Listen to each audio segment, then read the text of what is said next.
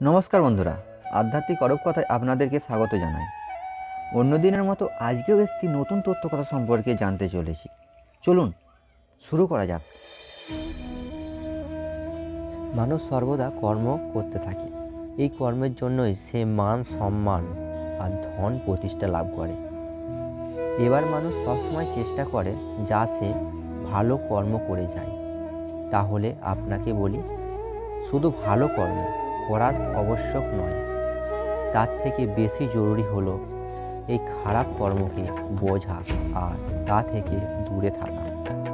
যখনই আপনি কোনো সঠিক কাজ করেন বা ভালো কাজ করেন, কেউ তা মনে রাখে না, কিন্তু এই সংসার বিষয়টা হলো এরকম। আপনি একটা খারাপ কর্ম করুন আর সেটা সবাই মনে থাকে। এই খারাপ কর্ম কাজলের এক কৌটোর মতো হয়।